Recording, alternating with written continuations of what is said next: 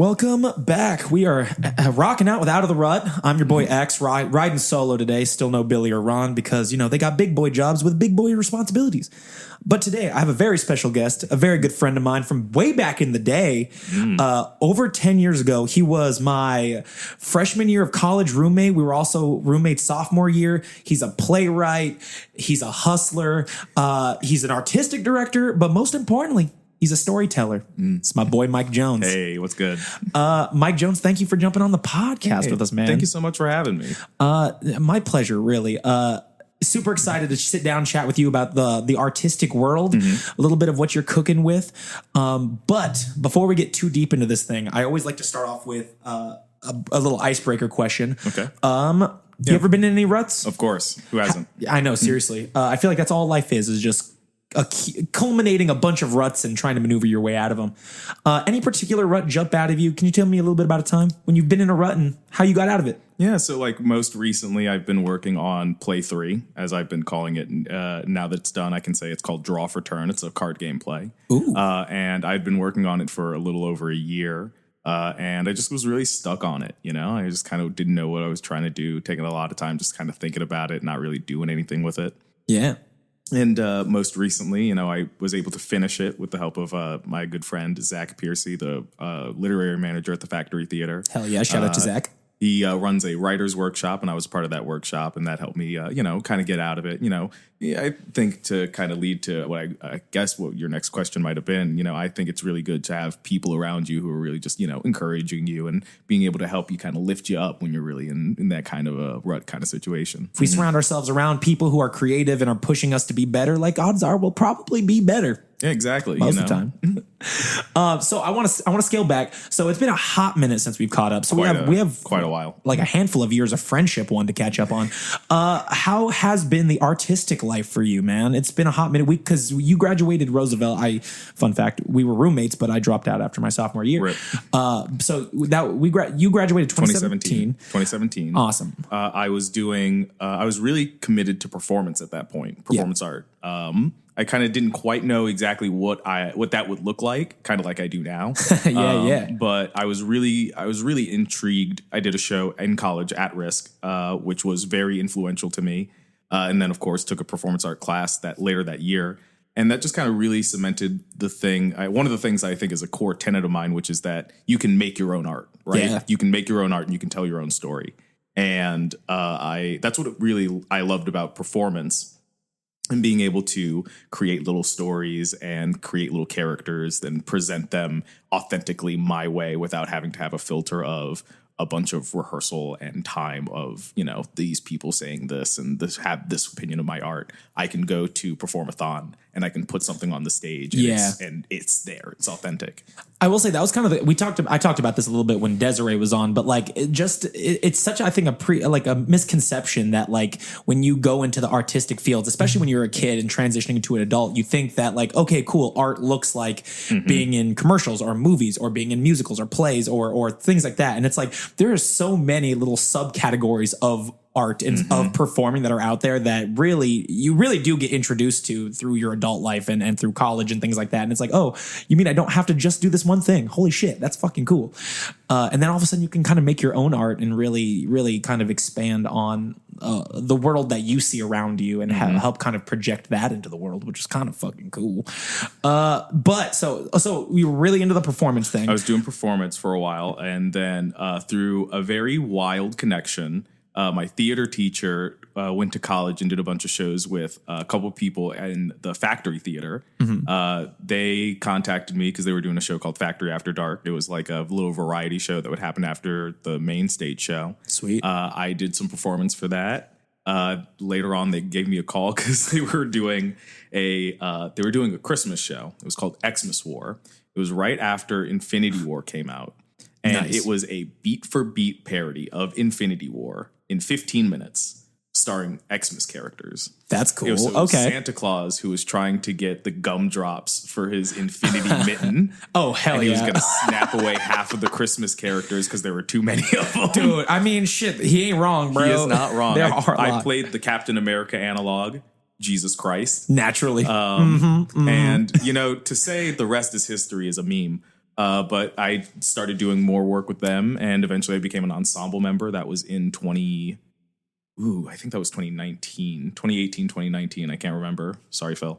But yeah, I became an ensemble member. And then after, just a few years, the Factory Theater, I should start with, has been committed to doing original works. Yeah. Chicago playwrights and plays that we help develop from idea to stage. And that can be very different levels of. And especially at that point in time, we were very committed to doing shows that were written by our ensemble. The artistic director, when I stepped in, Scott Oken, would always say, everybody's got a story. And, he was very committed to that idea that, the best stories do come when we're all just kind of talking and we kind of figure out, oh, this person had this idea and this person's going to write it. And then we're all going to kind of put in ideas for it. Yeah. And then you get Hotel Aphrodite, a really silly show about the hotel that you bring your mistress to. Right? Yeah. And so that already kind of sparked an idea of, maybe I will write something. I had written a couple little things play-wise in college, but I wasn't really seriously thinking this is something I want to commit time to. Mm-hmm. But shortly after 2020, I started getting ideas for a play that was going to be a parody of the Odyssey. The idea was going to be, it was the Odyssey, but it starred analogs of me and my brothers, Orpheus, Dionysus, and Sisyphus. Okay. And so it was they would play the part of Odysseus in the Odyssey, and it would be about them trying to get stuff so they could throw a party. That was the whole plot of the original idea. Yeah. And that idea kind of fell apart because I don't know if you know this, but the Odyssey is very dense. Yeah. A lot happens, and as much as I like to pretend it doesn't matter, the stuff that happens back in Troy is actually very important to the Odyssey. Who would have thought? It's kind of important? Yeah. It's not an easy read, that's for sure. But then I just really liked a lot of the ideas that I had from that and these characters, me and my brothers. And that eventually became Party at the Pantheon, which was my first full-length play. I finished that. I started writing that proper in 2022 and finished it in 2022 and finished it in 2023. And then shortly after, it was produced at the Factory Theater. And at that point was about when the current artistic director at the time was kind of making I'm going to be stepping down pretty soon, and I'm looking for someone, a predecessor. Exactly, and there's a series of elections that we do at the factory, but my name came up. And I did accept my nomination because I had always thought about artistic direction in the future. Yeah. I had always thought about, running a theater company and making theater happen. I mean, in a lot of ways, that's kind of a lot of people's dreams when they go into the performing world, is being able to essentially harbor a space where people, can come and do the art that they really love and stuff. And especially being at a place that really fosters new plays, new playwrights, and really just an environment that is so welcoming and a place to be shameless. You know? that alone is a really unique concept, which is kind of sad to say, but it's right now, we're at a very capitalistic society where it's any live theater that's produced, there's this concept that it just has to make money. And I think that's why we see a lot of these, I don't want to say unoriginal shows, but we see these concepts of shows being based off of other stuff because that's how they make money. Well, and it's cheap to do Shakespeare. And I don't fault anyone who does Shakespeare because I love Midsummer Night's Dream. Heck yeah. I really want to direct Midsummer Night's Dream. Yeah.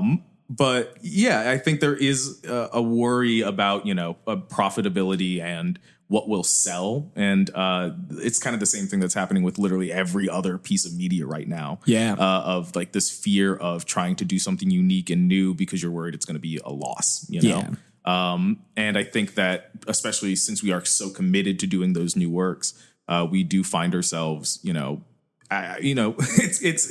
is a game, Yeah. And there's so many factors to what makes a show succeed. My second play, Inheritance or Brothers from the Deep, that was playing during the election. Ooh. And you can ask any theater that was running a show in November of last year. it was bad because people didn't want to go out and they didn't want to see anything. We were glued to our cell phones and our TV screens, wondering what the fuck was going to happen.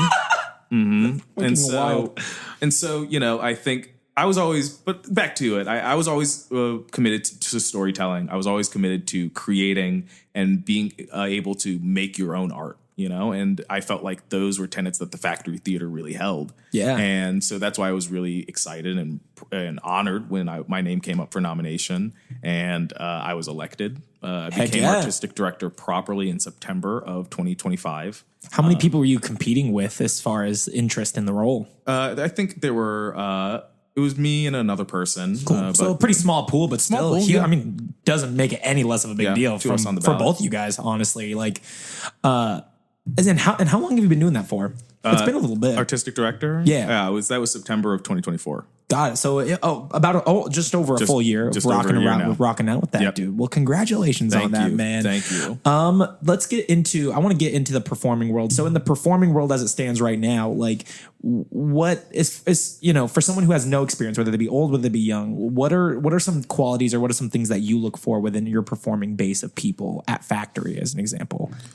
People who are good people. At the end of the day, that's the most important thing. I think that if you are just someone who has a good energy, just people want to be around and, you're always there, available and, someone who's a good hand. That's like the best thing, I think that I am more willing to work with someone who I like being around than I am someone who is talented. Yeah. I did air quotes there. So, I think that more than that, it's someone who is very willing to learn, someone who's really actively wanting to better themselves in their craft.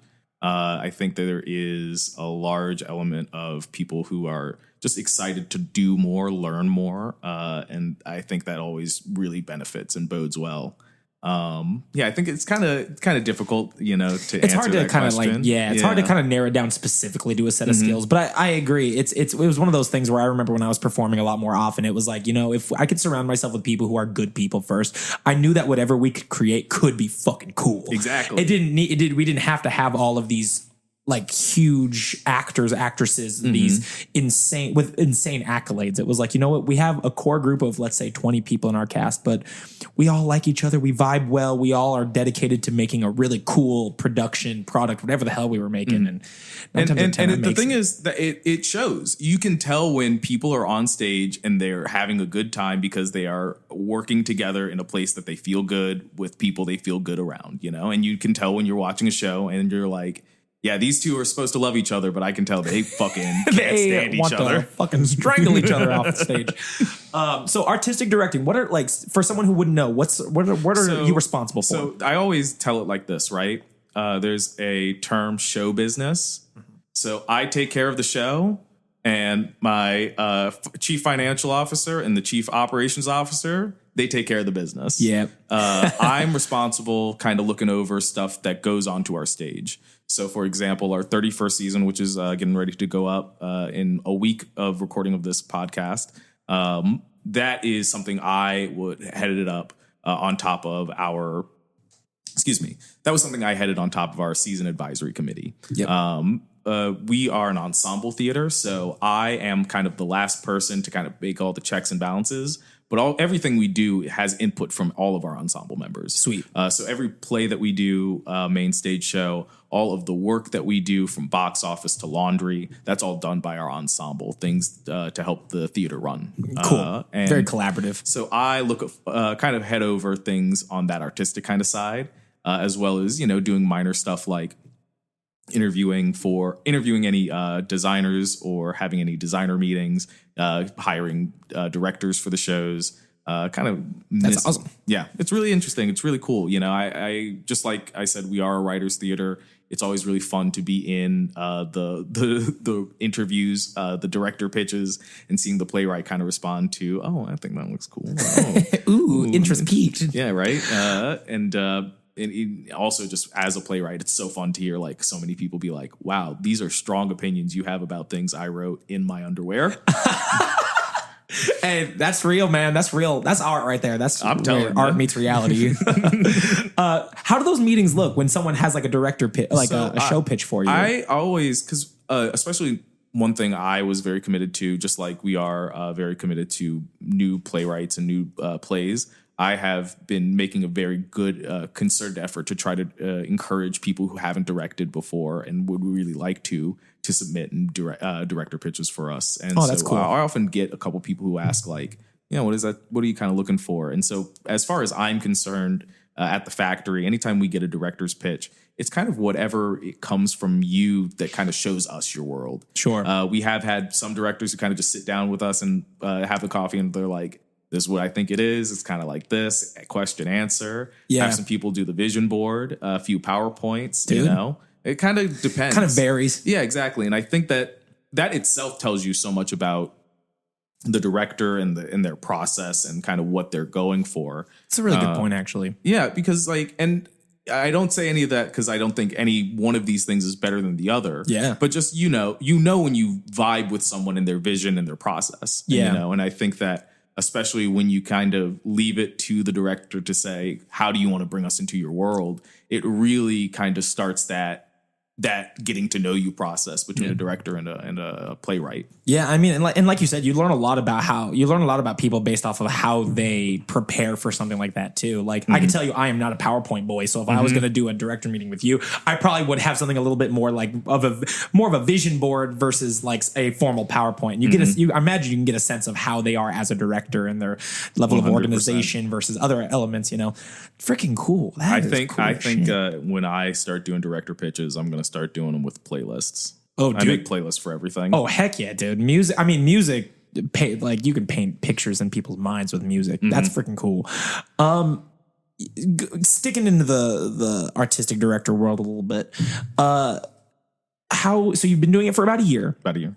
And obviously this is not me trying to throw shade. How do you feel like Factory Theater's environment has changed from the time you've taken it over to now? So, I will say that, yes, there have been a lot of changes even right before, because every company was affected by COVID. Yeah, definitely. There were just a lot of people who were doing theater for a long time, specifically in our company, who, just had that moment to reevaluate what they were doing, what we were doing.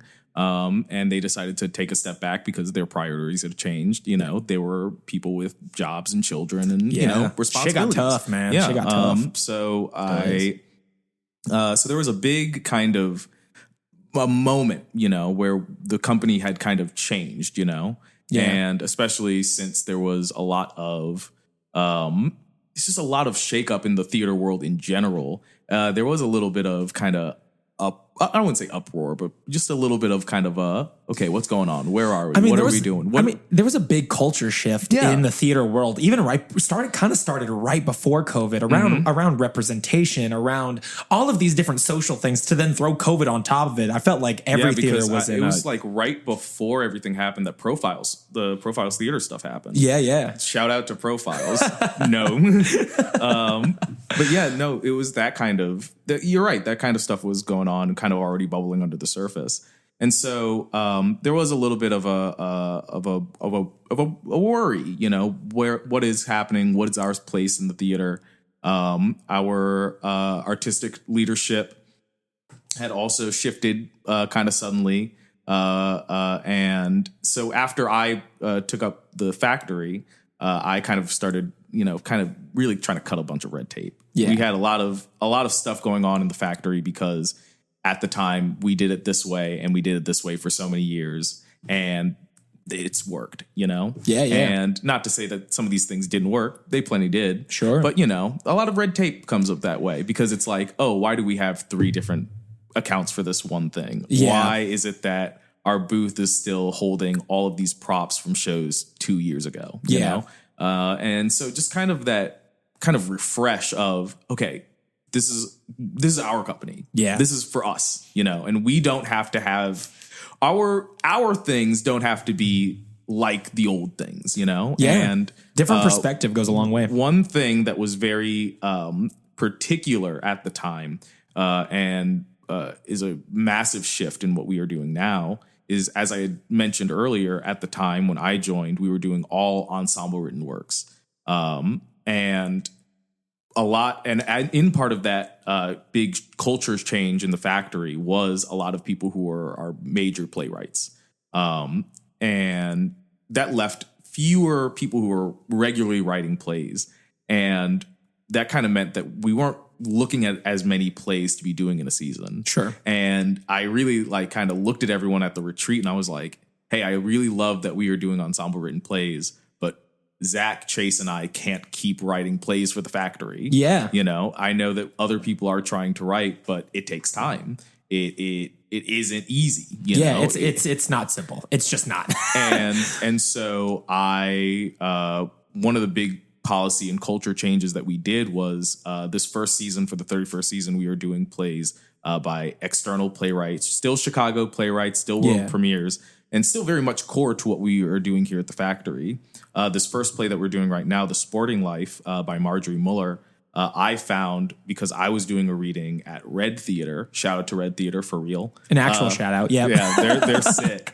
Red Theater, they were the ones who invited me to do a reading of this play in 2023. So before I was an artistic director, before even this was a thought in my mind, I did this reading of this play about this girl who is 16 years old, and she hasn't gotten her first period yet.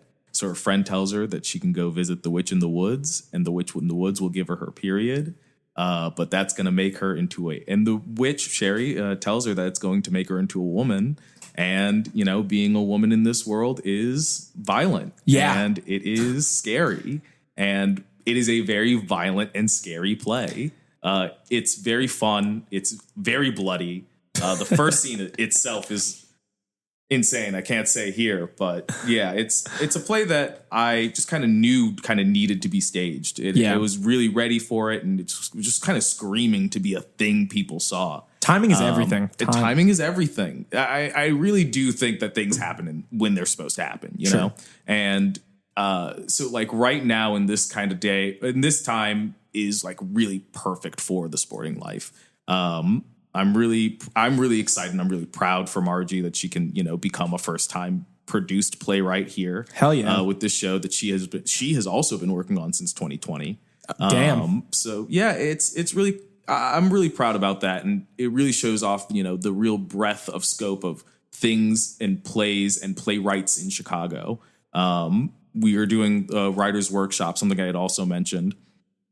And that is another great way that we have really kind of invigorated local artists who are creating their own stories, networking with other artists who can share out those stories, you know? I mean, shout out to Factory Theater for doing that, man. Like I said, like those types of networking, those type of opportunities for new actors, playwrights, etc. Like those are so few and far in between. So the fact that is such a big focus for you guys at Factory Theater is freaking commendable. Like, holy crap. Like people go their whole performing careers just looking for something like that. Like I have friends from where I'm from in Washington State who, like, Washington isn't a huge live theater hub. Like Seattle has some, but it's not huge. And it's like, I know people who've been writing plays in Seattle for years and like don't find any success, you know, not because they aren't good, but because like it's hard to find anyone who's going to take a chance on you. You know what I mean? So that is so fucking cool.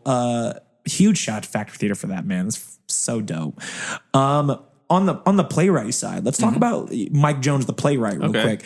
What does a little bit of your artistic process look like when you're sitting down at your computer thinking like, okay, I need to write something new, or just explain to us that process? I'm like the worst guy about this. I start at the top and end at the end.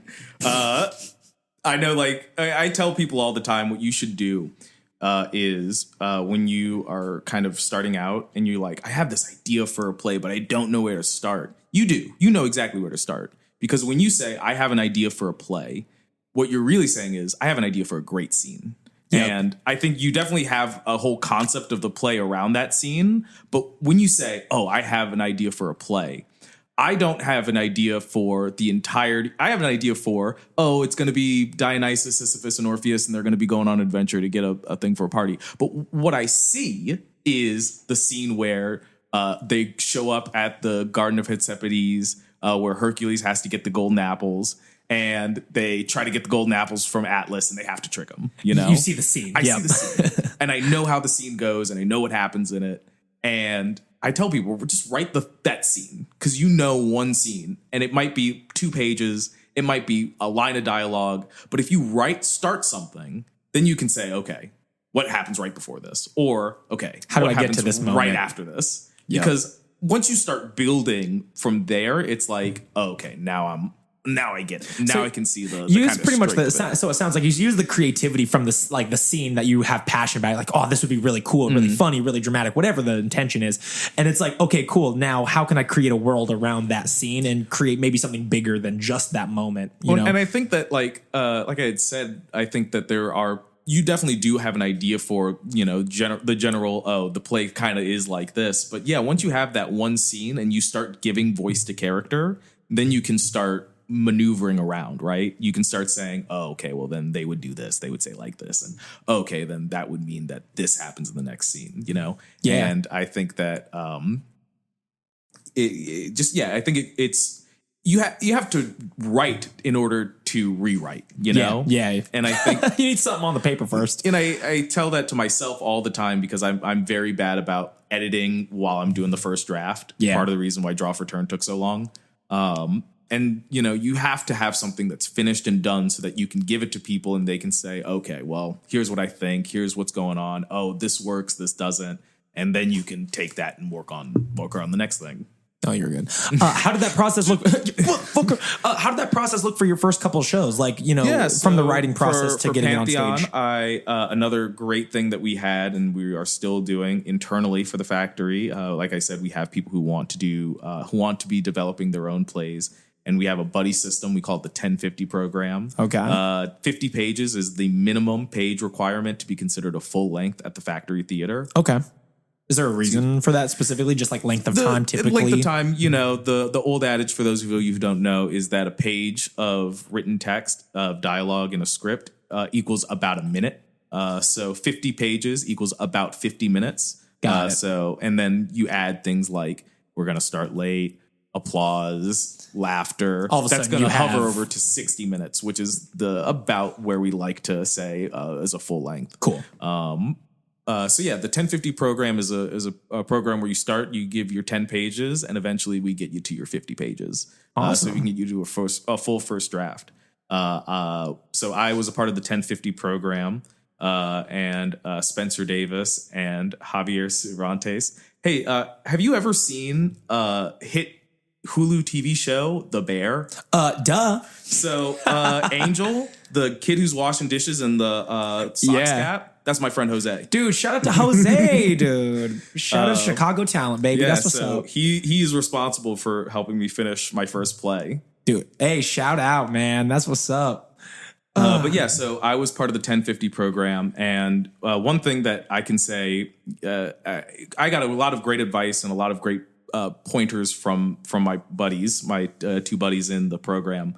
But more than anything, just being held to a deadline is lights a real fire under your ass. Yeah, it's ride or die time. You know? And I think that is another big thing, especially as far as like a creative concern. A really good thing to kind of help motivate you. Having a deadline, having someone who's going to say, "Hey, you're supposed to give me these pages. I need this by this time, bruh."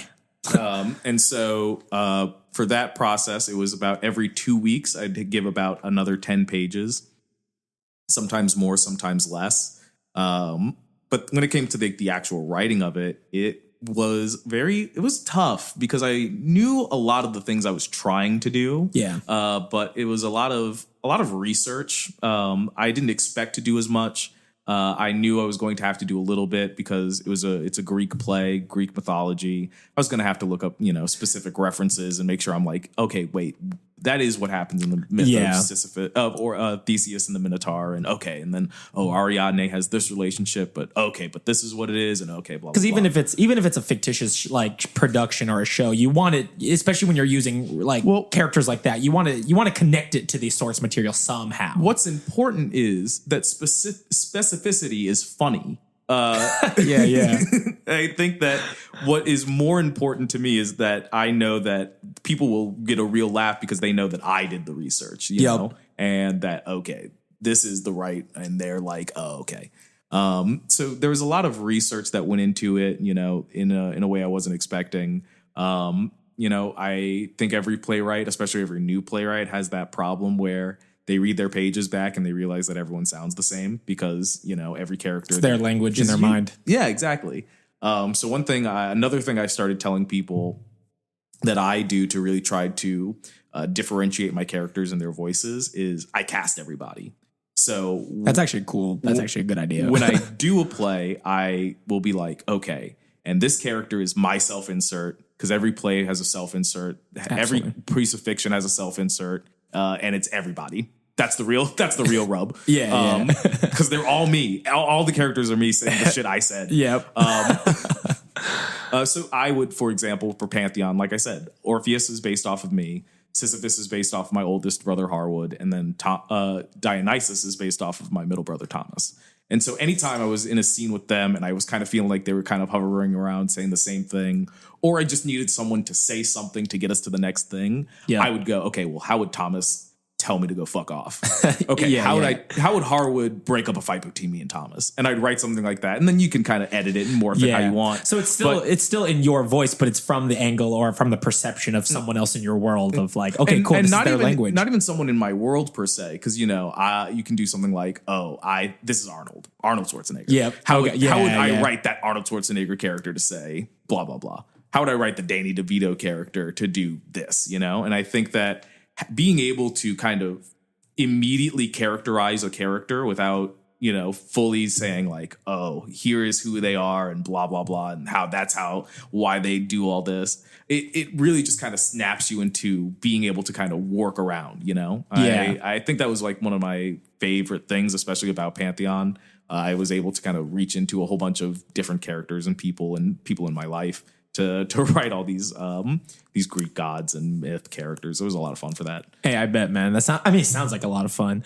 So is there like in the playwright world, or when you're writing a script or whatever, like is there like a terminology, or is there like a verbiage or just a vocabulary essentially that someone should be familiar with when going down the path of writing a script for the first time for someone who has no experience? I would say no. I think everything that you're going to need is going to, you're going to figure out. I think if you are someone who is interested in writing plays, you've already read a bunch of plays. Sure. So you already know things like beat or, how to do stage direction. But even that stuff, I tell people, you can do whatever you want. Yeah, don't get super bogged down on those details. Don't worry about it. I just read a play that had a bunch of pictures in it. A bunch of pictures for like settings and like specific things. And I had never seen that. I had never seen someone do that, and I really loved it. I was going to ask, did it work for you? It works for me because I think that it's one thing to be like, it takes place at a CVS and the lights are blinding, but to see the picture of the middle of the CVS, I'm like, yeah, you're like, cool. I'm transported 100%, there. I see it. I'm there in my mind. Heck yeah, dude. And I think, you can see a bunch of different kind of ways to notate stuff. Like all three of my plays have completely different notation for, for like beats and rests and how characters talk about and like when they get interrupted and what they're about to say. Yeah. Because the process of a trial and error. You write something, you kind of work on it. You realize, actually, I might be good for me to write the rest of the line that they would say if they get interrupted. So I don't, if it's important. Sure. If it's an ad lib, they can do whatever they want. Yeah, you kind of trust the actor at that point. Exactly. So there's kind of a level of how you write it and what's going to work for you, but that's all personal. I don't think that it's very rare I see two scripts not from the same writer that look alike, Yeah. That writer's workshop were 8 different scripts, and I think we all formatted our character names and our character and how they speak and where the dialogue is. Is it right next to it? Is it character dialogue on top of each other? And I think that just kind of it's all unique and it's all up in the air. So I really wouldn't worry for your first one. You're going to try some stuff. Some of it's going to work. Some of it's not going to work. But that's what some of the stuff that might not even work, you won't even know until it's on its feet. And that might be until you're 4 plays deep, Yeah, yeah. And so you just gotta have the bravery to put yourself out there. Exactly. Just write the work, get some eyes on it, take some feedback, adjust from there, man. I'm telling you, there's a lot of power in inviting your friends over and saying, hey, you want to all read this thing. I mean, it's a testament to friendship. You know what I mean? Like if you surround yourself with a group of friends that want the same type of success that you're looking for and want what's best for you, like they're going to give you an honest opinion about it and help it be successful. Like, Oh yeah. it was something I've always had a little bit of a hard time with in the theater world is like the idea of like success. Like when someone in your world finds success and you don't, it's like, I've always loved hyping up my friends, dude. Like I love that. Like whenever my friends would be successful, like I remember when I saw you post about being artistic director, it was just like such a fucking cool feeling of like, yo, like what a fucking story that man probably has. You know what I mean? Like it gets me so hyped, you know what I mean? And it's hard to come across that in the theater world. You know, you really have to surround yourself with people who are mature enough to handle when their friends are successful or to give feedback to your friends and shit like that. So fucking cool that you had that and then got it off its feet.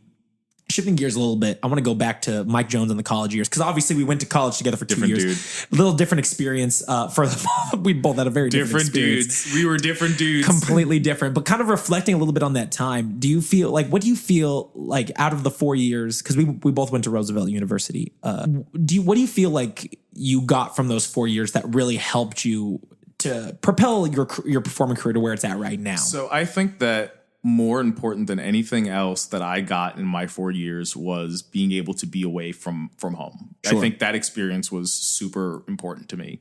Everyone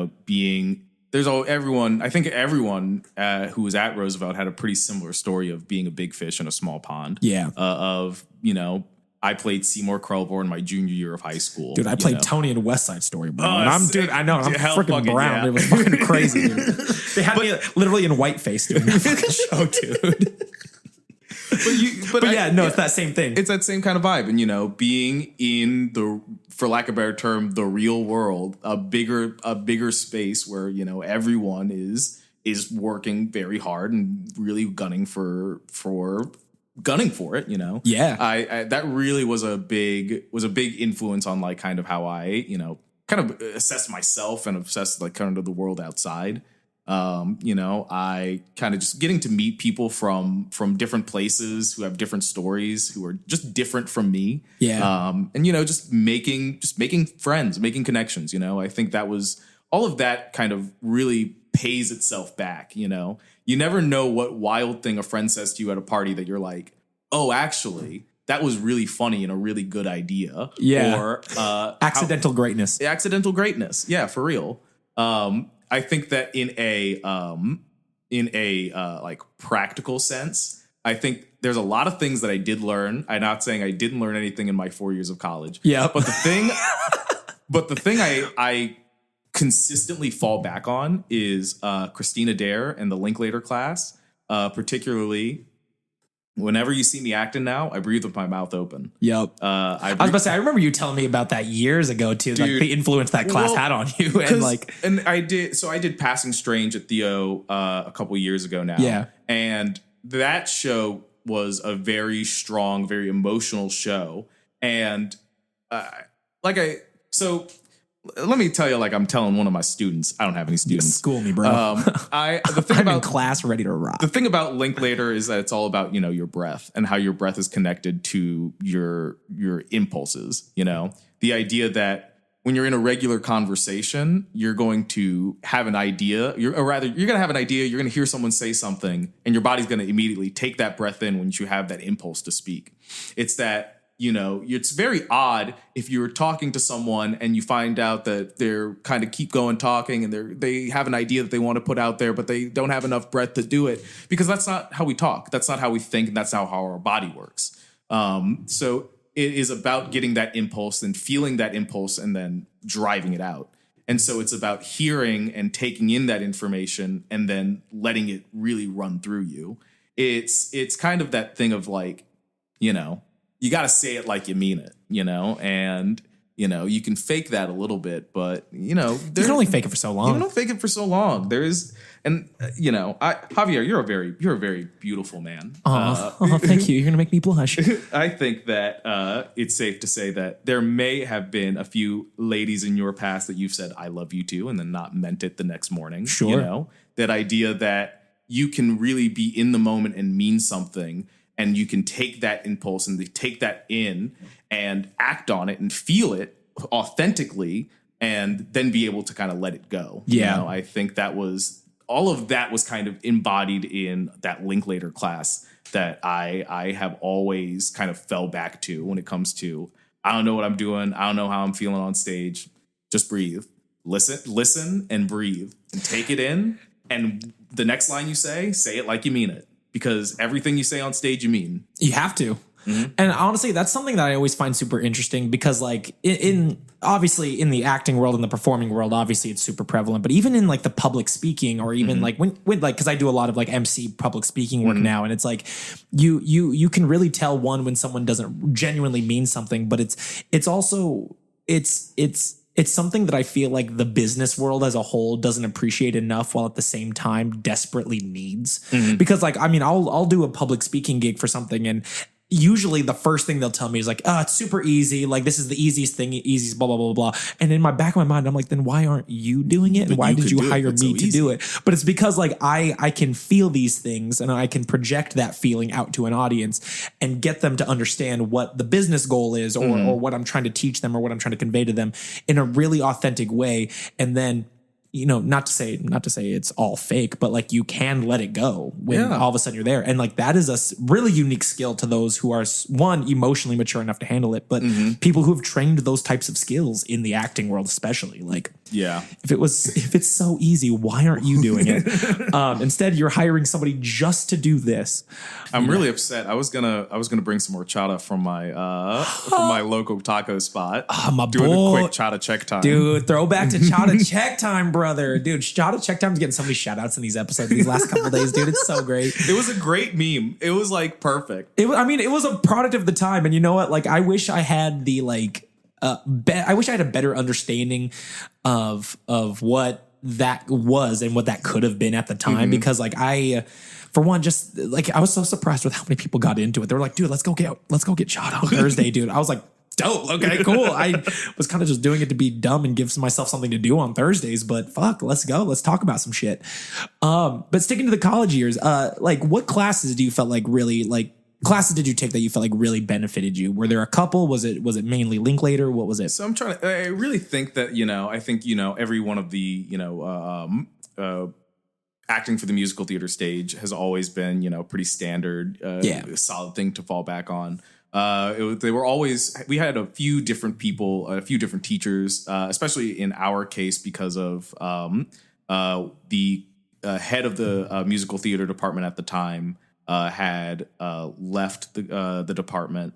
And so we had a couple interim people while I was there, while they were trying to figure out who was going to kind of land that place. And that just really just introduced us to a whole bunch of different people and a bunch of different perspectives. So I was always very happy to kind of think back to those kinds of things in those moments. But I think particularly, I think a lot about, so I think one thing that has always stuck with me was I did scene crew. I was part of the set design, particularly. I did also some set construction, but my work study was with Michael Laswell in the scene design. And it was kind of funny. I didn't really think about it at the time, but I remember telling him, I have an interest in doing set design down the line. Yeah. That desire kind of left me, but he was like, everything that you do will help you with set design. Every class that you take, every book you read, everything will come back to you.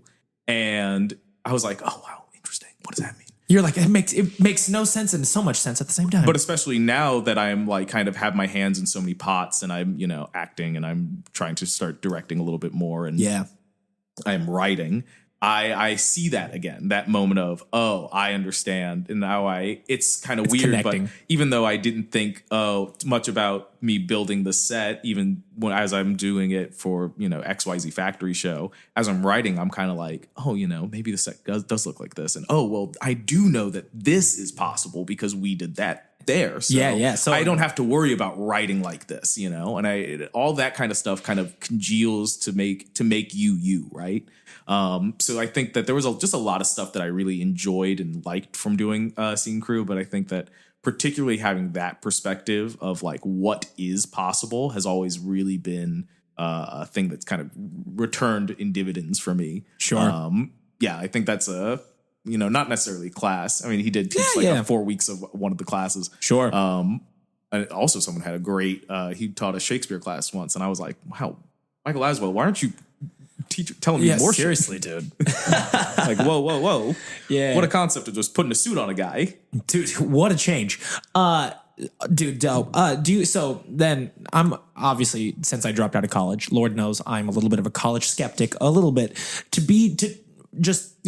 Plainly, to do what you do you think a degree is pertinent? Do you think it's like really just subject to the individual and their artistic confidence? Like I said to you earlier, I think that the things that I got most out of my college experience, aside from that Linklater class, came from the people that I met and the connections I made. Yeah. And I don't fault that as far as that's part of the reason why I chose to go to school in Chicago as opposed to any other school in the city. Right. Yeah. And so I think that, I think you can get good training from a lot of people in the city. I think you can get great training from a lot of people in the city. And I think you can get a great training from a lot of colleges. I think you can get a good training from a lot of colleges, and you can probably get a bad training from a lot of colleges. Yeah. I think the college experience for me was especially more about being in the city and being able to make connections and learn from all these other people and all these other perspectives outside of your original world. And I don't fault my college experience, and I'm very happy with my college experience because it gave me a lot. It made me who I am. Absolutely. That's where I met my wife. Hell yeah. And so, do I think you need a college degree to do what you did? No, I don't think so. I think it's very obvious you don't. But I think that the college experience for everyone is very different, and the things that we're all looking for out that college experience is very different. I will say, even though I went for the 2 years, I will say my biggest takeaway is pretty similar to yours. It was the opportunity to get out of the small bubble that I was used to and felt safe in. It was cool. I really want to meet people and see what else is out there. And it was a conduit for that. And honestly, for that reason, I honestly cannot be more thankful for the experience, the 2 years of the experience that I had. But I do think it's really important to highlight that, especially in the arts, it doesn't run off the same rules that a lot of other facets of the business world do. Yeah. And I'm even skeptic about how much of a degree you need in most businesses. However, the arts especially, it's a very unique beast where it's if I think, at least for me, and feel free to disagree because obviously you did the whole 4 years and I didn't. But I feel like my bit of advice for anyone who's looking to go to college for performing or any sort of arts is know what you're looking to get from the experience before you sign up. Yeah. If it is hey, I really want to, academically, succeed and really sit down and hit the books hard and things like that. Do your research into schools that really have that sort of resource for you, whether it be through the educators, or through other resources, or is it a means to expand your artistic network? And but which case, which one's going to do that? Maybe going to a 4-year college in a really small town probably won't expand your network of artists going to a college in Chicago. And especially because, not to toot our horn a little bit, but Chicago's a thriving theater town. It is. Especially right now, we're starting to get into a lot of companies are really starting to come back and really do really great work. Which after 5 years is really fucking good to see. Yeah, which is relieving. We still got a ways to go. Sure. It's kind of funny. There's still, I think there's still a little bit of a hole for musical theater companies. Co-Candy Productions is still, Co-Candy, Blank are still doing great musicals. Good. But, I think that we lost a lot of musical theater companies in 2020. Yeah. And so it's really relieving too to see some more, and especially more original musicals happening in the city. It's really exciting. But yeah, it's like I said, it's a big theater town. So there is something about seeing Roosevelt University on a resume that comes in that makes me go, oh, damn, our circle. Yeah. It's a little Venn diagram. We meet in the middle. Because as much as I hate to say it, everything comes down to nepotism to some degree. Yeah, it has to. I think, so you have to be able to, look that in the face and use it for what it's worth. Yeah. And it's another thing to look at, when you're deciding if you want to go to college at all, be it in the city, be it in New Orleans or wherever, Yeah. When you get a script across, like when you get a script on your desk or whatever, and there's like checking this out, do you see a quality difference from those who have degrees versus not, or have you had a whole lot of experience? No, you're just like, no difference. Well, because it's funny. I was in the workshop that I was doing. We had people who had some college work done, and then we had people who were brand new to it. You didn't even know they wanted to be like doing writing. Yeah, and there is what you see different between the two is just that level of, can I do that? Should I do that? Yeah. And I know what I can do, but the amount of how good the story is. No, every story needs a little work. I mean, they were all workshops. They were all workshop scripts, so they all were in a point of wanting that feedback, needing guidance. that feedback, that guidance. So, like I said, the real only difference is kind of that matter of formatting, showing, you probably realize now that you should make your stage directions look different from your dialogue. Oh, well, maybe you realize that your thing's a little longer if you do it like that, and blah blah blah. And so it's some pretty minor changes. It's very really minor. Well, because it's one of those kind of format things, for lack of a better term. I think that every playwright is different, especially in style and substance. That's kind of hard to be like, oh yeah, I can tell this person went to school for it. Like, oh yes, I can tell. Because I think that there's like oh my god, this is a very pretentious play. Yeah, I've read many pretentious plays from people who have not done writing on that professional level. Sure, on that level of on that college level, who don't have that college training in playwriting. And, it just goes to show that, that's anybody can write anything. Yeah. And at the end of the day, what's more important is that regardless of whether I have a degree in it or not, I have two scripts on my desk.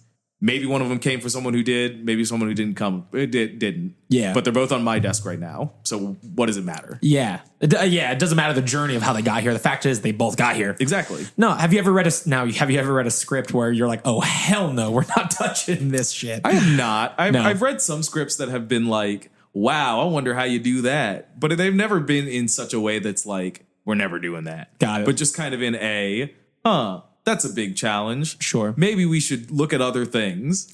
But I'm also not, that doesn't stress me out. There are a lot of very challenging things that were in the Sporting Life script. And like I said, I was a little daunted. Quite a lot of blood in this play. Quite a lot. But, I think that as far as like, I don't think there's ever been a play that I've read and I've been like, nah, like this just no way. Be. No. But I think there have been plays, every now and then you read a play that's like, oh yeah, this is something that needs just a little bit more work, a little bit more time in the oven. Sure. And that's why I'm very glad that we have the factory so that we are able to, help try to foster those.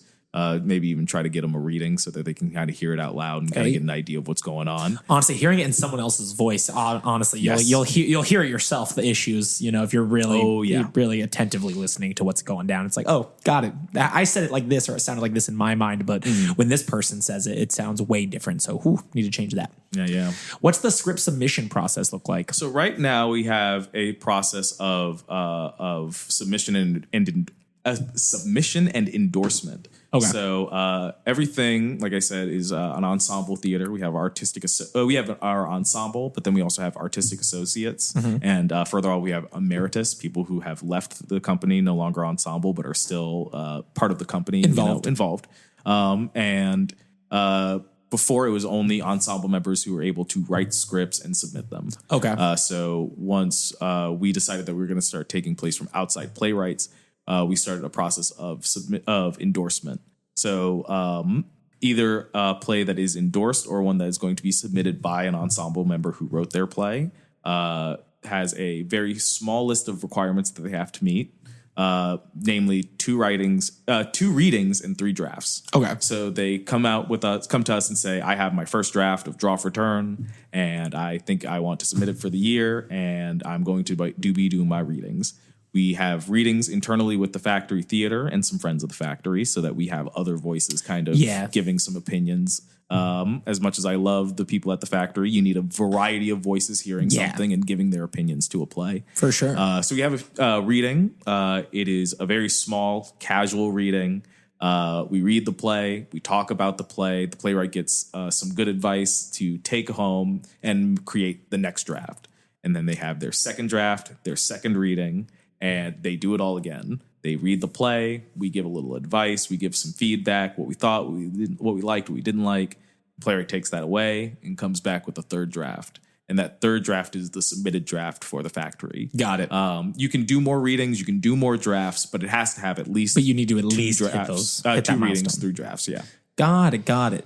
And like, how do people just like reach out to you guys of like 1-800-FRIENDSHIP? Be like, yo, we got this show. Check it out. At this point, we are currently doing some more internal reach outs, internal calls. Cool. Right. We have people in the Factory going to readings all around the city. Places Red Theater, That's Freshly really cool. Brewed. Here are some plays I like. Just people who are around and kind of trying to hear new works, new plays from new playwrights. And make those connections. We have people who come through our doors who are actors who say, hey, I also write. And we get them all in the list. All right, let's check it out. And then we encourage our ensemble members to read and reach out and produce those and get those plays endorsed. That's really cool. That's really freaking cool, man. Going to the day to day, what's a good day at being artistic director? What's a good day look like? No one calling me. No one hitting you up. No one emailing me. No. Yeah, I think that a good day is kind of just a day where, I think I have a lot of great days where I'm, just kind of hanging out at the space, for lack of a better term. Yeah. Recently, we've had a bunch of, we were doing a bunch of putting up build. We were doing a bunch of build for the Sporting Life. And those were really good days, just hanging out, talking to people, bullshit, and making ideas for the next thing. Sure. A good day is we have 75 seats in the house normally, or rather, our full house count is 75. A good day is 50 butts in seats. Heck yeah. A good day is I don't know.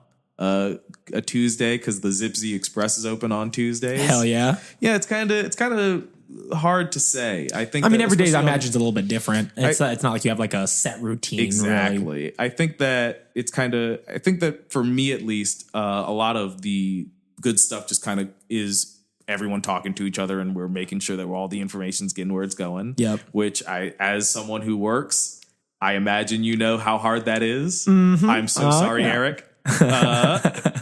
I think a good day is just a day where, everyone's on the same page. Yeah. Everyone's feeling good. Everyone's communicated with. Everyone at the Factory in the space is feeling safe, feeling respected. That's a good day for me. How about a bad day? Bad day. So there was one time I was not the artistic director at the time, but I was around the artistic director at the time. And he got a call, and that call went, "There's a fire in the space." Oh yeah, yeah. That's a downer. That's a downer. That's a bad one. Damn. No, I appreciate that. The day in the life, man.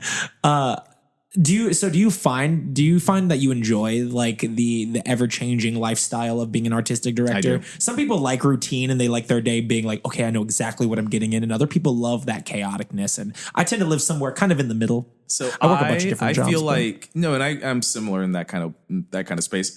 I feel like I like my routine in other places. Yeah. I like the routine in my job. I like the routine in I go to play Flesh and Blood on Thursdays. Or I go and do this. And I like that when it comes to the Factory, it's a little bit different. And I have like a little bit of, I have to think on my feet and I have to do this day, that this day. I'm going to be writing up a bunch of contracts for the second show when I get home from this. Let's talk about that a little bit. The contract process, like what was the learning curve for you learning how to do all that stuff? What's and what those look like? What's so funny is right before I became the artistic director for a few years, I was the rentals manager. Oh, cool. So I was the one who was in charge of, booking people and taking people on tours and doing all that stuff. Yeah, yeah. And so that was my first experience with writing contracts. And what I found out is that, especially how we have it now, it's so easy writing contracts. You just make the template and you just plop it all in. You do the math and you say, money, please. For this one, for Kubrickian, the second show in our season, it's been a little bit more involved. This is my first time writing contracts for designers and for actors. Oh, cool. All my others were just, rental space stuff. Yeah, so yeah. just a little bit more involved, more stuff I have to type out, Sure. dates of the shows and, extra stuff, and I have to make sure I'm looking at the right calendar and make sure people are getting paid. I put in the right amount, people are getting paid on the thing, all that kind of stuff. But, cool. Did you have like a mentor help teaching you how to do that stuff, or it was like? Oh yeah, yes and no. Especially with when I was doing the rental stuff, I was being overseen by Phil Klodnick, who was the managing director at the time. Cool.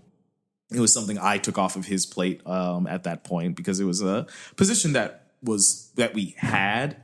It was a position that we had, but wasn't really one that was getting filled. Sure. So I took it up, and so he kind of oversaw all that stuff. And then, once I opened up the first actor contract, I was like, oh, this is the same shit.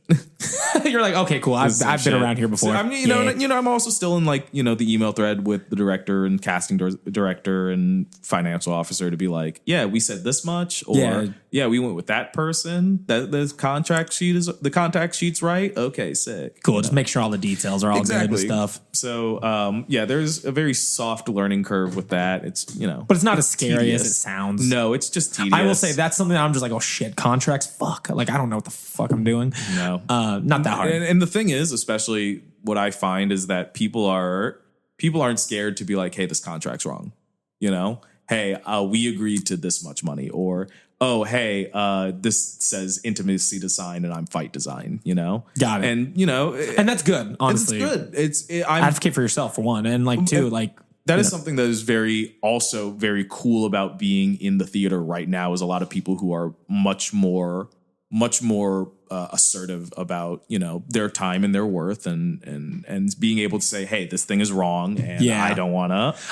I do feel like that's a little bit of a generational shift in the theater space, because I do feel like I even when we were sort of like in college coming up, it was very much just like, yo, what your artistic team says you fucking do, no questions. And it's like somewhere along the way, the level of advocacy that actors, performers, dancers, designers have for themselves seems to have shifted to a much more like, hey, this ain't right, or this isn't cool. And you know what? Good for that, dude. Mm-hmm. Good for that, for sure. For sure. I think that is like the best, the most, and I say this all the time at like first rehearsal and stuff, but I think that more important than the art that we do, more important than hanging out after, and more important than any of that is being safe, is making sure that when you're in our four walls, it is a place that you like to be, you want to be, and you feel safe, Yeah. And that we harbor an environment that is one that people feel good to say, hey, I'm not comfortable doing this. Yeah. Or, hey, I felt bad when this happened,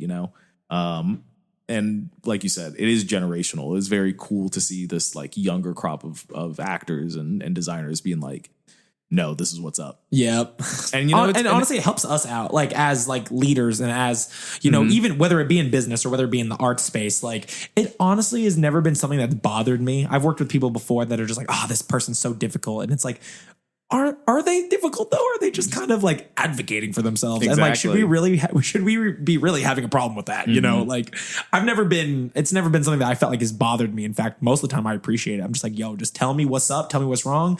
Cause like, I feel like that's what differentiates leadership versus management. It's like management. It's like there's this preconceived notion of like, you do what I say, how I want you to do it. And like leadership is like, hey, yes, I'm going to have ideas, and ultimately the decision is going to come down to me as far as what we do. But I want to be able to create, like you said, an environment where people feel safe, creatively, physically, emotionally, whatever it is. And it's just it's so cool to see that shift happen, and the type of art and the shift in the artistic culture as a byproduct of that change too. It's like, I think one side of the coin is, there's no original art happening anymore. But I think it's like, it's happening. You just have to look a little bit harder. You're just not the one seeing it. You're just not the one seeing it. Exactly. Foul Players recently did this show called Bacchanal. It was a story of Dionysus and Bacchus. Yeah. And it was really cool. It was in, I think it was Mary's attic. literally, it was like a spot that had a bar in the back and a dance floor in the front. Damn, that's and cool. That's where the dance floor is where the entire show happened, you know?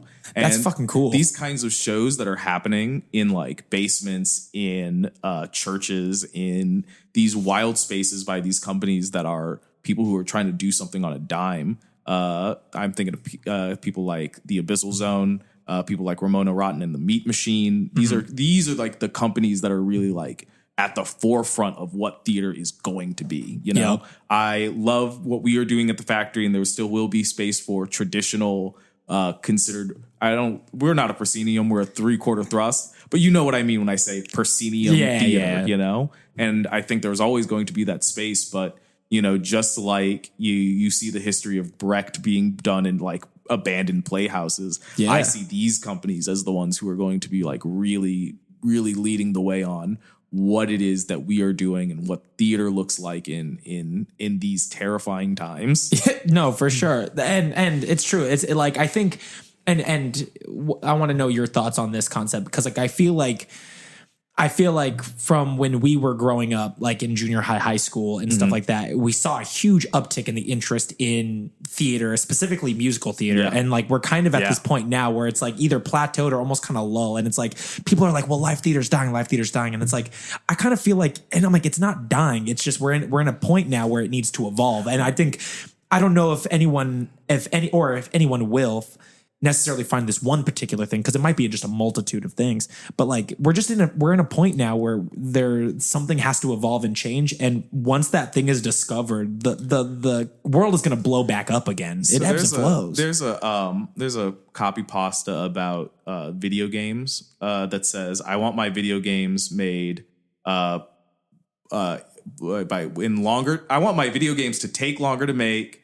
made by people who are paid more with worse graphics. Yep. And it's like, what that sentiment is that, you know, it's great to have these big AAA games that cost $1 billion, but at what cost is that? You know? Yeah. That $1 billion game isn't going to make $1 billion back. No. And if it is, it's not going to be at a magnitude that makes it worth it, you know? Yeah.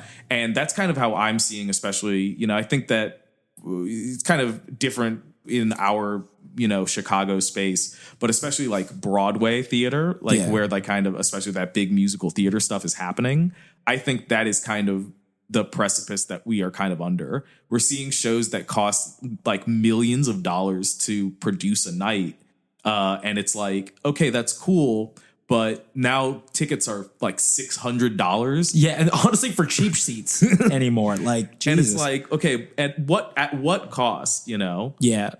And I think, and I think that's what I like. I think the video game analogy is a really good one to compare it to, because it is, indie games are so popular right now, and it's like these games don't actually take or cost that much to make. It's just the time and the effort and the care that people put into it, and that fucking resonates. Game of the Year nominee Balatro was made by one guy, and another guy on Fiverr who made the music.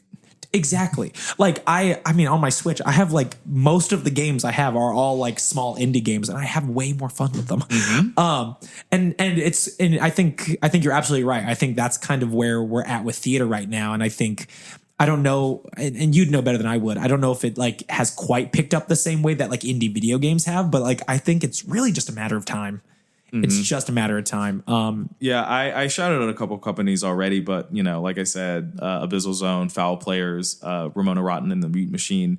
These are small companies who are doing shows that aren't. So the Jeffs are the major award committee in Chicago. For those, it's like kind of like the Tony Awards, but like for Chicago. And they are doing these shows. There are certain like requirements that your shows have to meet in order to have Jeff eligibility. And there are a lot of these companies that are doing shows on short runs or shows that have a lot of unique elements to them that make them not Jeff eligible in one way or another. Yeah. Or in another sense are, for lack of a better term, very Jeff hostile. This is me throwing shades at Jeff. Hey, you know what? But I think that, you know, it's like I said, they're doing stuff that's non-traditional. Yeah. And I think that there's always going to be a little bit of that kind of worry, that kind of fear around it. But, you know, I think that once you kind of free yourself from that, you really get to play and you really get to make some art that is wholly unique and wholly like something else, you know? Yeah. See, I can't remember exactly what we were on here, but don't matter, brother. We're just but talking. I think that there is I think that these smaller companies that are doing these kind of more off the beaten path kind of works are really kind of feeding our theater scene, you know, feeding our theater actors and really showing off what theater can be, you know. I don't think that it is just these kind of proscenium act 1, act 2, curtain up, curtain down kind of plays. I feel like we've maybe fallen ourselves into a blueprint that isn't actually there if we don't want it to be. But we're just so used to it being delivered and handed to us in this very methodical, very curated way that's become the norm. And it's like, that's not how that has to be. I'm just saying, it must have been crazy when the first guy made a musical. You know what I mean? Seriously. And it must have been crazy the first time someone did like an interactive play, you know? Yeah. Finnegan's Wake style, or even to a larger degree, something like Sleep No More. I was talking with our friend Laura. Yeah. So like these kinds of theater experiences are things that no one could have imagined before. And there are companies right now who are trying to do that, who are doing exactly that. Yeah. And I think that is, I keep saying it, that's the future of what theater will be. You know, what kind of art and theater we will be seeing in the near future. Dude, I'm hopeful for that too. I think it's going to be a real fucking exciting moment when, because it's just a matter of when. Just a matter of when. Just a matter of when. Going back to artistic directing, because I love these little tangents, but we'll go back to artistic directing. Have you ever had to have any hard conversations with anybody in your leadership role? Yeah, we had a few safety issues for a show in the past, and that was, you know, it's not fun, but you have to. The important part about being oh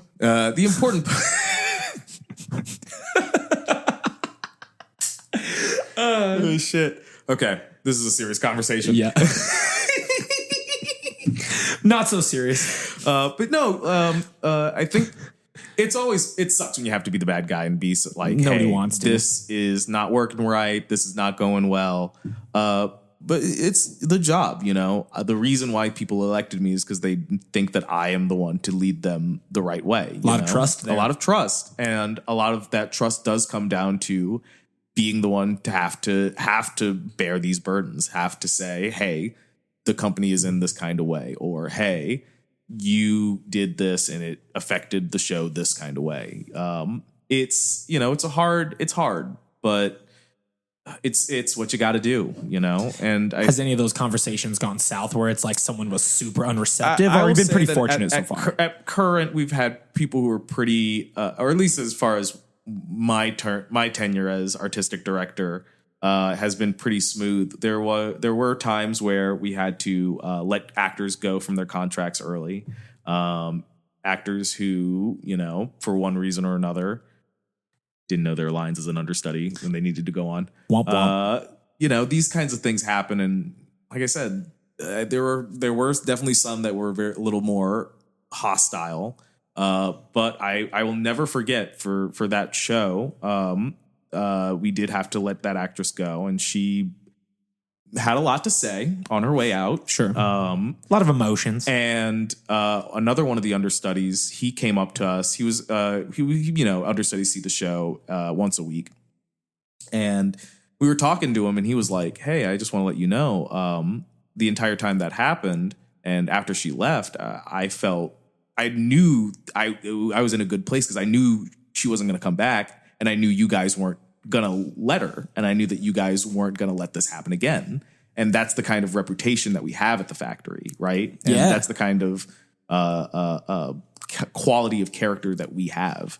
And I think that alone kind of really invigorates me. And whenever I kind of think about when I have to do the bad thing of saying XYZ is wrong or XYZ is unsafe. You know? I'm sure that reaction from that actor, made that hard moment or that hard conversation with the actress worth it in your eyes, because something that I think like that really helped me when I was managing and stuff like that is like, like you said, being the bad guy fucking sucks. It's never a good time to have to fire someone or have to say, hey, you know, we're letting you go or whatever. But you have to think about it like, one, you have to make sure that the angle that you're coming from in terms of if you're letting an actor go in your case or letting, you know, an associate go in my case is like you need to make sure that the action is justified, right? But then you have to really think about like, hey, you know what? Like as hard as this conversation is going to be for, even though I might hurt this one person, it might be at the benefit of everyone else being like, you know what? Like, so glad that person did it because that person made me feel unsafe or that person made me uncomfortable or they said this, but like you didn't know that. So it takes a while to learn that lesson, but it's one worth learning that for every person you hurt, you might be helping 10 other people. And it's like, you know, ask yourself who's worth the help or who's deserving of it, you know? Exactly. No, but that's fucking cool. Hell yeah, dude. What about, let's talk a little bit future. So you're in your first year. What do you feel like you've learned coming out of this year the most? It's all about, you know, that executive function, getting the impulse to write the email and writing it then, responding to stuff immediately. You know, I think I think I've always had a little bit of a problem with that. My ADHD brain, dude, preaching to the choir, baby. The biggest thing I learned is writing a list. And then at the end of the day, checking off shit from your list. There is something so fucking satisfying about it, dude. That shit's great. It feels so good. So yeah, I think I learned a lot about kind of how to manage my time with this bigger goal, you know? Yeah. I definitely learned a lot about, you know, just kind of leading a room. You know, I had done, you know, like I was a shift lead at Pete's for a few years, which was sick. Hell yeah. And so like I already had like some experience in that kind of way, but you know, being the guy that everyone looks to be like, okay, yeah, these are the shows we're doing, guys. Yeah. And trying to rally people behind that. Rally people behind it and rally people behind, you know, doing the boring stuff, doing the shitty stuff like laundry and box office shifts and cleaning the bathroom, you know? And you know, I learned a lot of stuff in that kind of aspect, a lot of stuff in, you know, balancing the show and business because, you know, like I made that meme earlier, but I do have my hand in both of them, right? Yeah. Inherently, you know, just as Eric and Chase, our COO and our CEO and CFO are also have their hand in both the business and the art, right? Yeah. So, I mean, that's kind of, I imagine that's probably the ideal way to be because if you have a team like working exclusively business, exclusively art, it's like, where do those things converge and how do you guys like coordinate and speak the same language to each other and try to focus on the same goal? Exactly. Ooh, exactly. Creatively, I'm jumping all over the place. That's kind of what this podcast is. Just kind of jumping all over the place. I want to go back to the creative side of things, and a little bit into the personal life of Mike Jones. When you find yourself creatively in ruts and stuff, do you have any hobbies or stuff that you're like, you know what, I'm just going to sit in my hobby for a little bit until creativity strikes, kind of thing? And so I will say my favorite thing to do when I'm not like mid writing is I really do like to try to get back into, or I'm really right now also trying to get back into running RPGs, tabletop RPGs. Hell yeah, dude.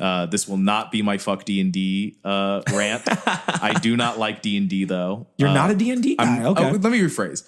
I like playing D&D with my friends. Sure. But my problem with D&D is that you always hear dungeon masters going, my players are murder hobos. They just want to kill stuff. Yeah. And you know what the problem is? What? Whenever you level up in D&D, you know what happens? What? You get better at killing stuff. And why won't you keep doing it? You get new spells that do damage, and you get adjustments to your attacks so that you can hit harder, but you don't fundamentally get better at role playing. Yeah. You don't get any active achievement in role playing, right? So people fall back to what's comfortable. No, it's not they want to fall back to what's comfortable. They want to play with their new shit. Oh, sure. They want...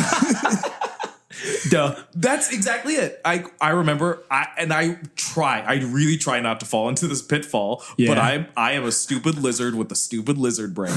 And I go, oh, sweet, Ryan just gave me this fucking sword that is a magic weapon that lets me attack an extra time, and I already have 2 attack. I get to attack 3 times, and then I can use my second wind I can attack again, and then I can use the shield because it's a bonus. And it's like, whoa. What I like is when Ryan's like, okay, you're at a party. What do you do? And I'm like, is anyone hot here? Yeah. And like, it's the character part. It's the character stuff. That's the fun stuff. So that's why I like One of my favorite games I ran a game in Worldwide Wrestling RPG. It's based on Monster of the Week. It's a 2D6 game. And what I really like about Worldwide Wrestling specifically, because I was reading a few different wrestling RPGs when I kind of was finding out what I wanted to run. Yeah.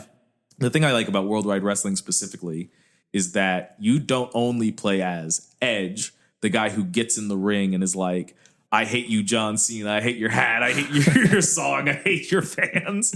You also play as Adam Copeland, the guy who drives up to the Silver Dome, puts on his gear and performs as Edge. Yeah. So there's like a level of, do you want to do some backstage politicking, and do you want to kind of you play do kind of both roles a world? little bit versus just one. But more specifically, what I like about Worldwide Wrestling is that it really lets it be up to you how much you want it to be.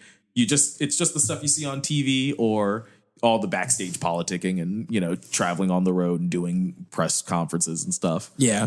I ran a Worldwide Wrestling campaign for about a year and a half. And again, every time you're taken away from your thing, you're working on it. You're getting ideas, and your friends are telling you stuff. You're making this story, and you're like, oh shit, that's cool as hell. This is cool. This is great. And even if I'm writing a play that's an exploration about, family trauma and grief and history, I can still be doing this crazy stuff and be like, oh, wait, we're telling this story. And it's kind of like, so I can do this or I can do that, Yeah. I think that that's the thing I kind of always kind of fall back on.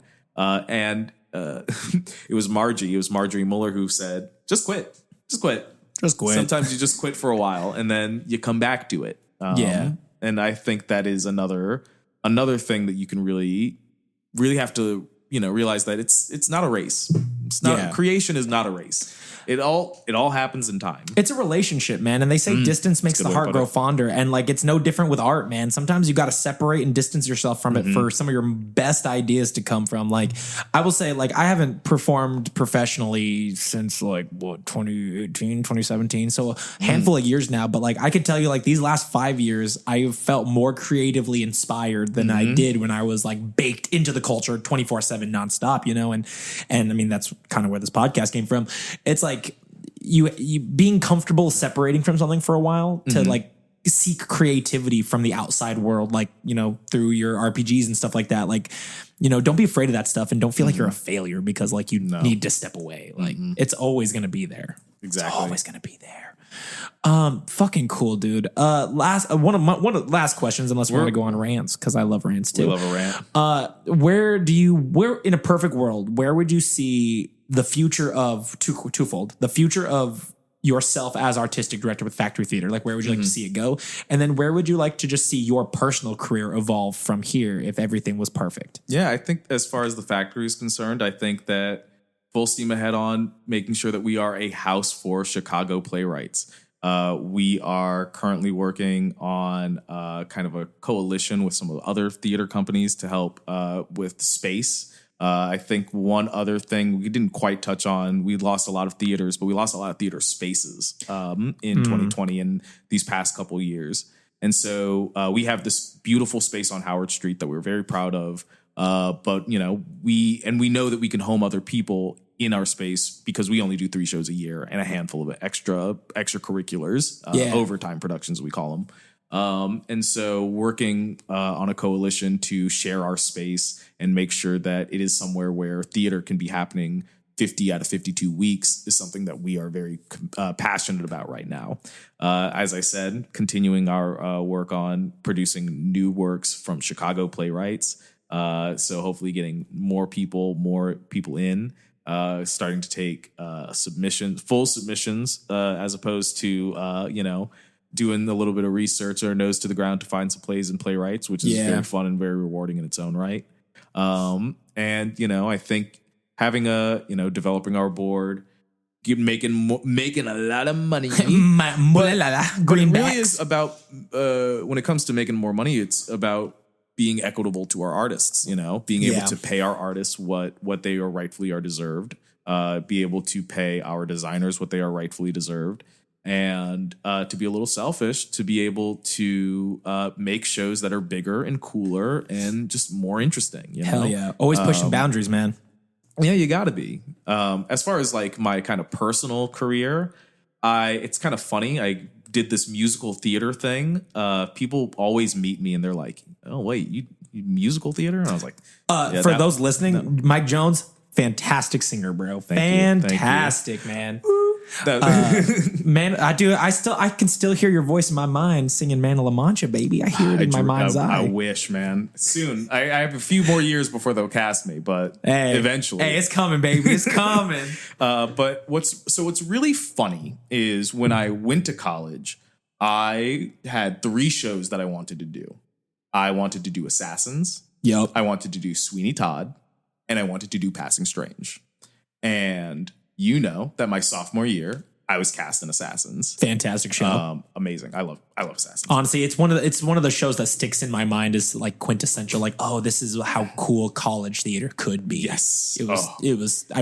Very fun much fact for mind. everybody: Ray Froon, the director, sat us down on the first day of rehearsal and was like, "The set's gonna look like it's taking place inside of a gun," and it delivered. Honestly, it delivered so well. So sophomore year, I did Assassins. Shortly after I graduated in 2017, I got a call from Dan Cooney, who was the head of the musical theater department my senior year. He was interim at the time. And he gave me a call because he runs the Encore Musical Theater Company in Dexter, Michigan. Oh, cool. They were doing Sweeney Todd, and they just needed a couple bass baritones to round out the You're cast. like, oh, I know a guy. And so I went to Michigan for 2.5 months and did Sweeney Todd. Fucking cool. A terrifying production of Sweeney Todd. We scared a lot of people. A lot of fun. Hey, kind of cool, though. And then just this past, in 2023, in the summer of 2023, I did Passing Strange. Dude, so you hit the holy trinity of Mike Jones' theater career. But that's exactly it, right? I kind of felt like in going to college and in doing theater in general, everything I was doing was in service to one day being in Assassins, being in Passing Strange, being in Sweeney Todd. And all the shows that I did were just so that when I submitted for those things, you know, they saw that I'm doing this, you know, I'm doing it. Yeah. And so it's not to say that afterwards my want to be on the stage is gone. There's still plenty of dream roles I have. Sure. I still see plenty of things that are coming up from the factory and things that we're doing. And I love performance. I'm always going to be a performance artist. We haven't talked about Hamilton Beach at all. No.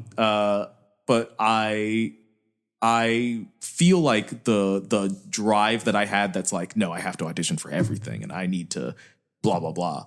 It's not the same. It is I am now at a point where I am very content with the acting that I have done, having done Passing Strange this past year.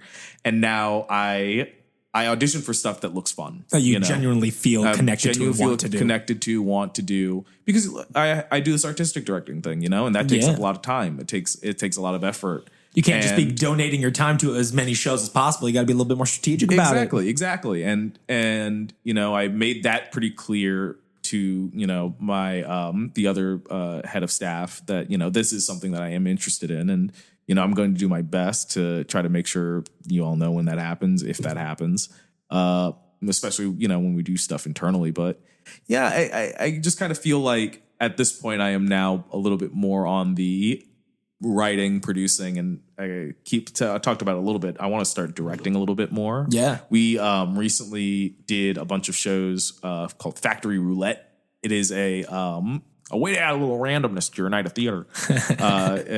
They are 6 short plays, and we spin a roulette wheel and pick 5 of them to do every night. Dude, that's kind of cool. That's my first real experience, like directing a bunch of stuff. Yeah. And that was really fun. So now I'm trying to get my hand out there a little bit more. Do we have anything down the pipeline we're directing? So I'll just say that in current, there were a few scripts that I have been reading. Just a few. That do look interesting. That if produced at the Factory Theater, I would make a sick playlist for. Ooh, okay. Hey, well, you know, I'm looking forward to it, brother. And you touched on this real quick, and I do want to touch on that. Like, you mentioned, what was it? Like extracurriculars.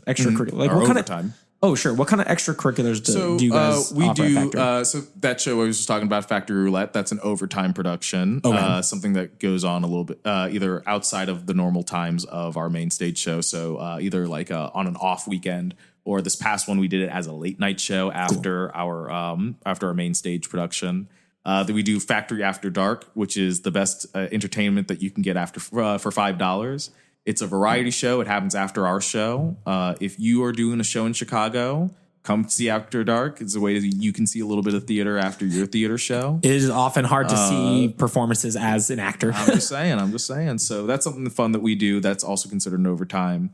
And recently we brought back a Chicago staple, Fight Night. It's a fight cabaret, best way to put it. We invite a bunch of theater companies to come to the space to design some fight scenes, and we put them all on stage. This next one we're doing is actually going to be in December. It's the 14th and 15th, I believe. Nice. I should have looked this up. Sorry, Brittany. I'm just apologizing to the entire company. No, but it's something you're doing regularly. Something to be on the lookout for. Yeah, that one's going to be coming up pretty soon. That one's going to be really exciting. Hey, that's freaking cool, man. Hey, like I said, I cannot express enough how fucking cool it was when I saw that you became the artistic director of Factory Theater. I definitely knew that if anyone was going to be able to shake things up and do some really cool things, it's you. Because I will say that as one of my biggest takeaways from living with you for 2 years and knowing you for this long is that like the need and desire to be unapologetically you is always there. And honestly, I will always have a soft spot for that kind of shit. It's like those are the people who are going to change so much shit for the better and for the way fucking cooler, you know, and not enough people are unapologetically themselves. You know, I think the term is shameless. There, tomato. But still, in a world where it's like, oh, all I can do is be a conduit for someone else's art. It's like, you know what? Like, make your own shit. You gotta make your own. You gotta make your own work. It's there. But shameless plug time. I want all the plugs for Factory Theater. If whether you're in Chicago or visiting Chicago, plug away. Okay, so the big one, we are opening The Sporting Life by Marjorie Muller, and that's going to be directed by Kayla Menz. That's going to be opening next Friday, the 17th. What else are we doing? That runs until the 22nd of November, I believe. It's going to be the Sunday of that week. Sure. I don't know why I didn't look any of this shit up. Oh, no, you're good. I caught you off guard. I did not prepare Mike Jones for any of this. I just like to throw some questions at our boy. Yeah, you just like to catch me off guard. But if people wanted to buy tickets or look up what the Factory was doing. You know, social media, well, if you still believe in that, we're the Factory Theater with an ER. We're the Factory Theater Instagram. You can find all of our links there, factorytheater.com. You can also go to our website there, see, you know, all of our information, buy your tickets straight from there. Yeah.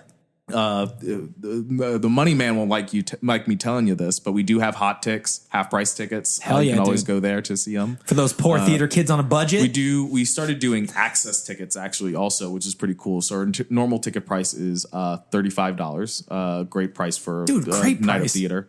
However, if you are someone who wants to access theater, but you feel like your funds are a little tighter, we do have a limited amount of $10 tickets for every performance. Cool.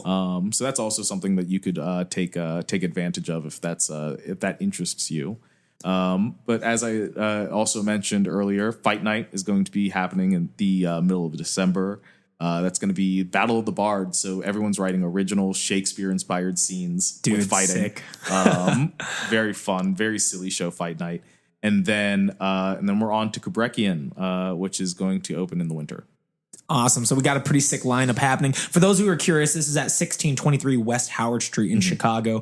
They also have the email boxoffice@thefactorytheater.com. I imagine if they want to reach out with any questions regarding tickets or something like that. So definitely hit them up. Support my boy Mike Jones, man. Up and coming artistic director. Excited to see what the Factory Theater has cooking up for the future. But as always, my name is Xavier. This was Out of the Rut. If you guys want to ever submit anonymous stories for us to talk about, about yourselves and Ruts or just questions. Our subreddit is Out of the Rut Podcast. I know I told you I would promote that last time and I could not remember it. So that's what it is. Out of the Rut Podcast on Reddit. That way your stories are completely anonymous and we'll read them on the air. But you can always email us at outoftherut@yahoo.com. We have some really cool things cooking up for the month of October, which this episode may technically come out after, depending on when the lineup is. So you may have already listened to those episodes. But anyway, we got some cool stuff happening. As always, y'all listeners, stay lit, never quit. Have a fantastic rest of your Tuesday. Peace.